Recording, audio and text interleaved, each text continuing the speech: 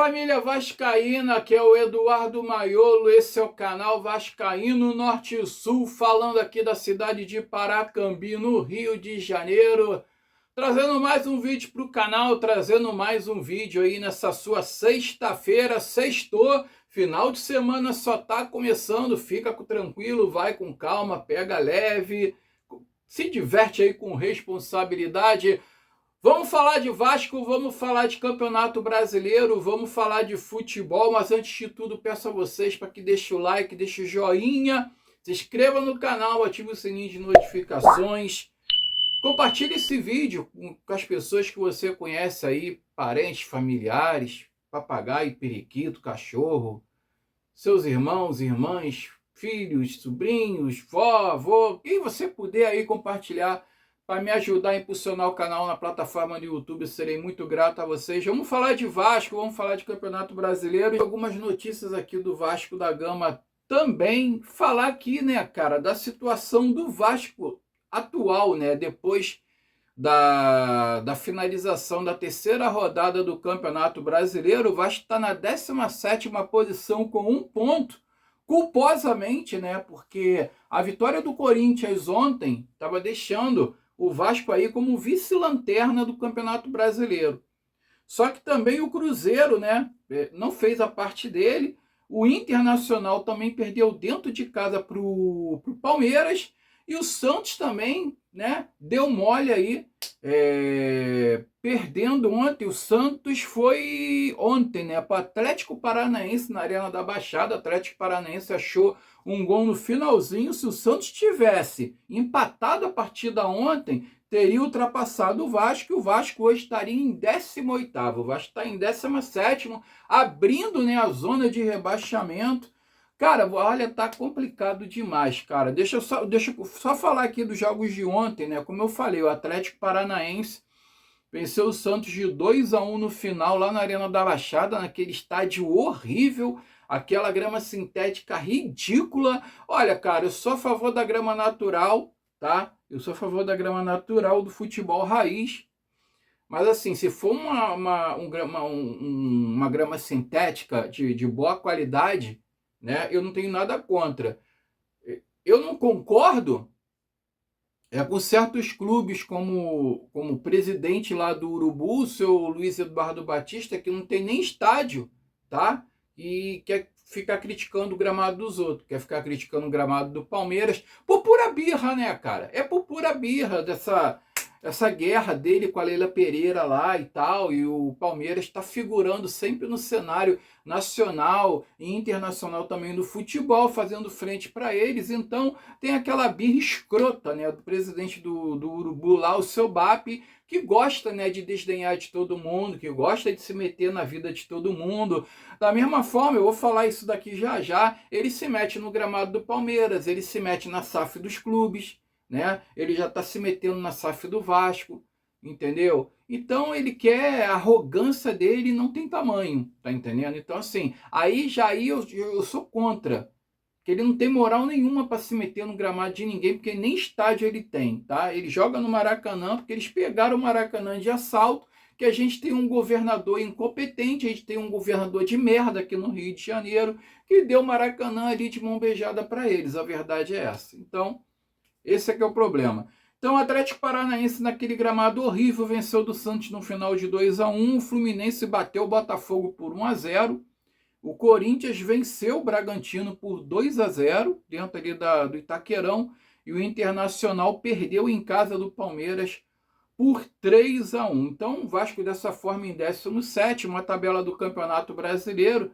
Tem o Palmeiras agora como líder, né? Coisa que não é de se estranhar. Palmeiras como líder, estava demorando para isso acontecer, com 7 pontos, São Paulo em segundo com 7, Fluminense em terceiro com 7, o Bahia em quarto com 7, o Atlético Paranaense em quinto com 6, o Bragantino em sexto com 6, a Chapecoense em sétimo com 5, o Mirassol em oitavo com 5, o Coxa, o Curitiba, em nono com 4, em décimo o Urubu com 4, e são os 10 primeiros, a primeira página da tabela do Campeonato Brasileiro. Aí em 11º o Botafogo com 3, em 12º o Corinthians com 3, 13º o Grêmio com 3, o Vitória em 14º com 3, o Atlético Mineiro em 15º com 2, o Remo em 16º com 2, o Vasco abre a zona de rebaixamento em 17º com 1, e o Santos em 18º com 1, todo mundo com 1 aqui, cara. 19º Inter com 1, Cruzeiro é o último colocado com 1 ponto. Então, cara, tá tudo embolado, né? Tá terceira rodada ainda, a quarta rodada é só na quinta que vem. Antes disso, o Vasco pega a volta redonda aí pelo Campeonato Carioca, pelas quartas de final do Campeonato Carioca, nesse sábado agora, às 21 horas, se eu não me engano, em São Januário, acho que é 21 horas. Cara, e a questão é o seguinte, cara. Se o Vasco ganhar do Volta Redonda agora sábado, né? Que tem que ganhar até porque se perder, se for eliminado por Volta Redonda, apesar de que esse Campeonato Carioca para mim não vale porra nenhuma, já cansei de falar aqui, tá? Campeonato Carioca para mim não vale porra nenhuma. Então, se o Vasco for eliminado, para mim tanto faz.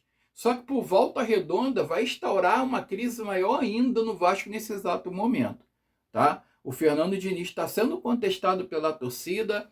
Ele só se sustenta por causa do Pedrinho e do Felipe, porque já na diretoria existe já um papo de que o Fernando Diniz tem que ser demitido do Vasco, mas o Pedrinho e o Felipe, como sempre, né, cara, sustenta ali o Fernando Diniz. Eles acham que ainda tem que dar chance para ele e confia ainda no trabalho dele. Eles acham, né, eles ainda pensam que o trabalho do Fernando Diniz vai melhorar, que o Fernando Diniz vai dar a volta por cima.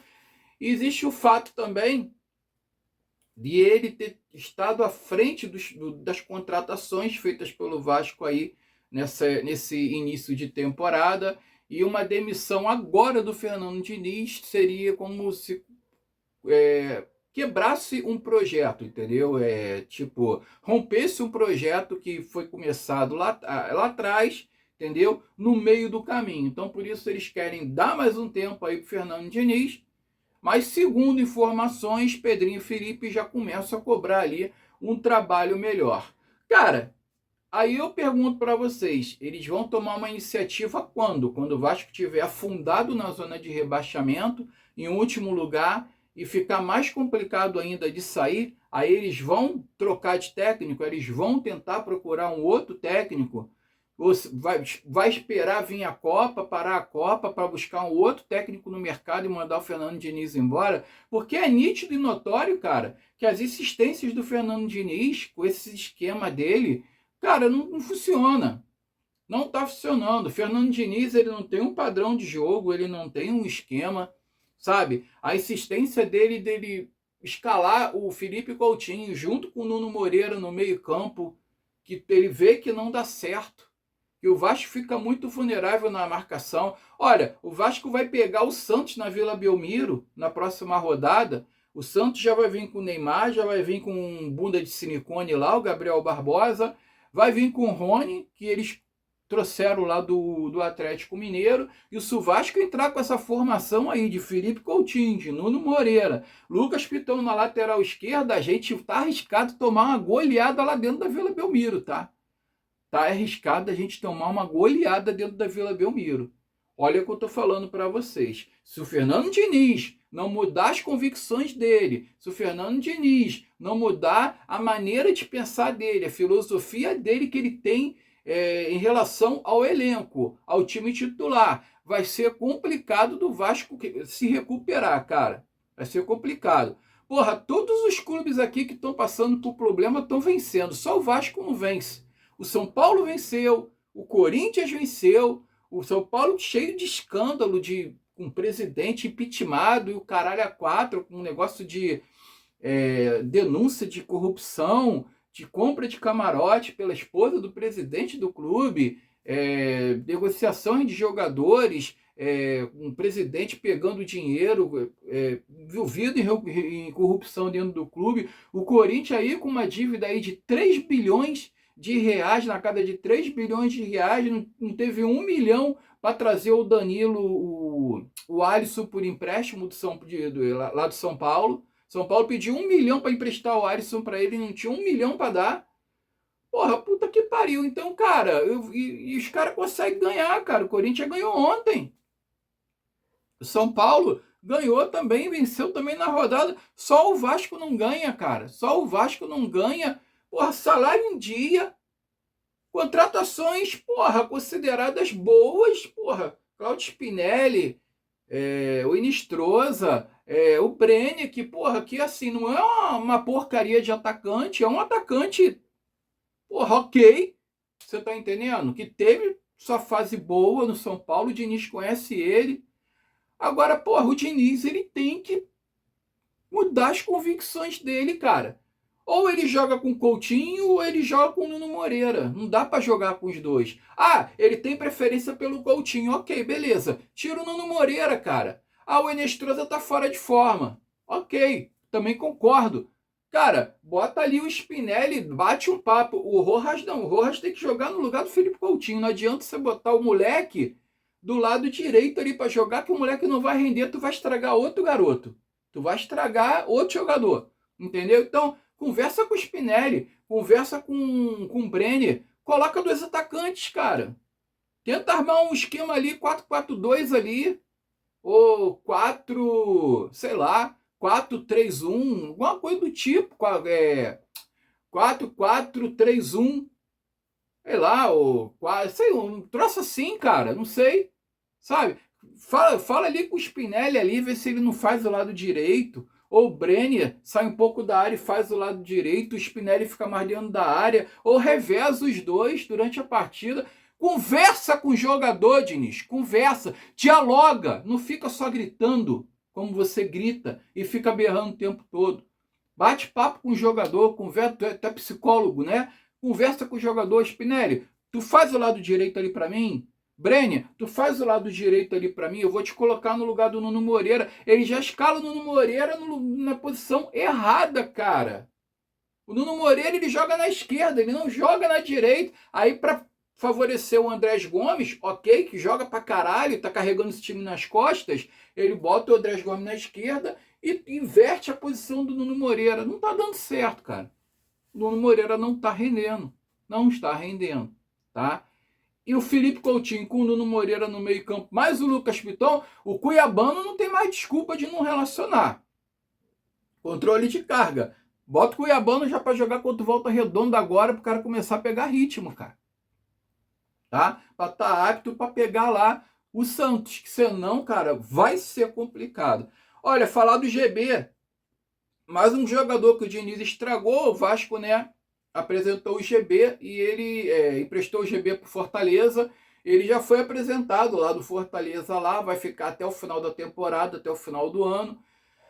GB é jogador do Fortaleza, tá emprestado. Foi bom pro garoto, cara, porque se ele ficar no Vasco, Fernando Diniz ali, cara, vai estragar o futebol do garoto de vez, vai queimar o garoto antes dele começar no profissional. Vai ser complicado.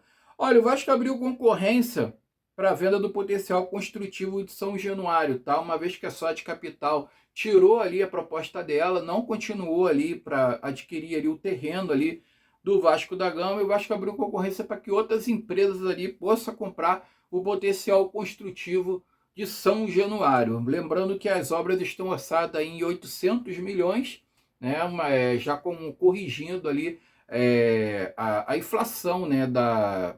Do valor da mão de obra da construção civil, materiais de construção também. Então, o Vasco aí orça essa obra ali de revitalização ali em torno de São Januário, em torno de 800 milhões. Vamos aguardar para ver se esse projeto sai do papel. E eu me despeço por aqui. Tem aí uma sexta-feira abençoada. Vai com calma que o final de semana só está começando. Fique com Deus. Saudações vascaínas. E eu fui.